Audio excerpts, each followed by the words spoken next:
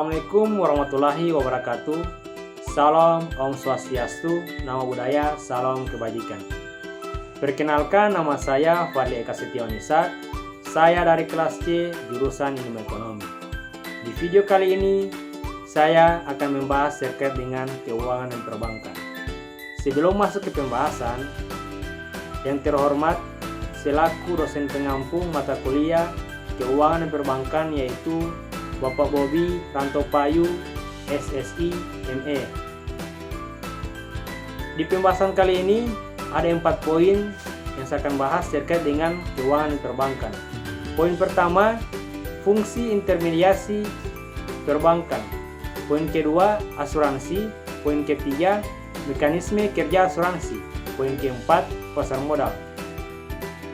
Intermediasi perbankan terbagi 3. Yang pertama, konsep fungsi intermediasi perbankan adalah sebuah kegiatan yang dilakukan oleh perbankan untuk menyediakan jasa keuangan dan layanan pendukung lainnya kepada masyarakat.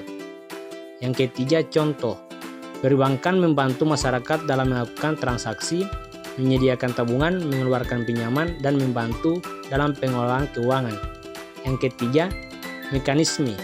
Intermediasi perbankan dilakukan melalui jasa-jasa keuangan seperti tabungan, pinjaman, dan investasi. Perbankan juga menyediakan layanan pendukung lainnya seperti pengelolaan keuangan, transfer dana, dan pembayaran tagihan. Fungsi intermediasi perbankan adalah proses pembelian surplus dana dari sektor usaha, pemerintah, maupun rumah tangga untuk diperjualbelikan kepada unit surplus dengan unit defisit. Bank sebagai lembaga intermediasi keuangan menjalankan fungsi ini dengan menyediakan kredit, menjamin transaksi, dan menyediakan jasa pengelolaan investasi. Fungsi intermediasi perbankan memiliki peranan penting dalam mengukur tingkat efisiensi perbankan dan memfasilitasi pertumbuhan ekonomi. Poin 2 terkait dengan asuransi. Asuransi adalah perjanjian antara dua belah pihak di mana pihak satu berkewajiban membayar iuran, kontribusi, premi kepada pihak kedua. Jika terjadi kejadian yang dijelaskan dalam perjanjian tersebut, asuransi bertujuan untuk mengurangi risiko dan mengurangi dampak negatif dari kejadian yang tidak diinginkan, seperti kecelakaan, kegagalan, atau kehilangan. Asuransi dapat berupa asuransi jiwa, asuransi kesehatan, asuransi pendidikan, asuransi investasi, dan asuransi kendaraan. Asuransi terbagi 4. Yang pertama, apa itu asuransi? Asuransi adalah sebuah jenis jasa keuangan yang menyediakan perlindungan dan risiko yang dapat terjadi. Poin 2, fungsi dan manfaat. Fungsi asuransi adalah untuk menyediakan perlindungan dan risiko yang dapat terjadi, seperti kecelakaan, penyakit, kehilangan barang, dan kehilangan pendapatan. Manfaat asuransi adalah untuk menjamin keuangan dan kehidupan individu atau perusahaan dari risiko yang dapat terjadi. Poin 3, tujuan. Tujuan dari asuransi adalah untuk menjamin keuangan dan kehidupan individu atau perusahaan dari risiko yang dapat terjadi. Poin 4, jenis-jenis asuransi. Jenis-jenis asuransi berdasarkan akad adalah asuransi umum, asuransi kecelakaan, asuransi keuangan, dan asuransi perusahaan. Jenis-jenis asuransi berdasarkan jenis perlindungan adalah asuransi hidup, asuransi kecelakaan, asuransi keuangan, dan asuransi perlindungan. 3. Terkait dengan mekanisme kerja asuransi.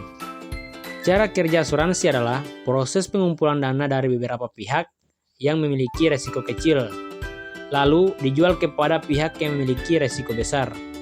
Proses ini dilakukan melalui perjanjian polis asuransi, di mana pihak tertanggung berkewajiban untuk membayar iuran atau premis, dan pihak penanggung berkewajiban untuk menanggung biaya kerugian jika terjadi kejadian yang dijelaskan dalam perjanjian.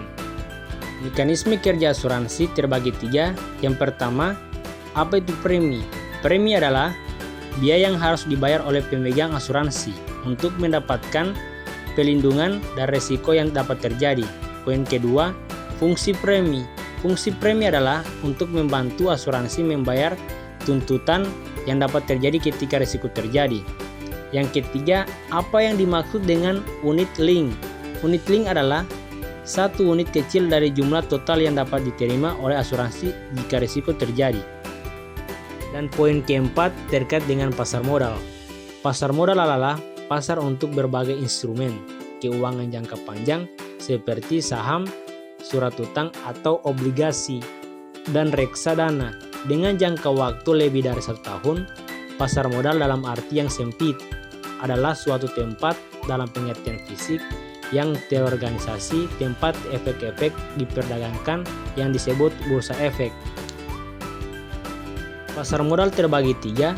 Yang pertama, konsep awal. Pasar modal adalah sebuah pasar yang menyediakan peluang untuk investasi dan transaksi keuangan.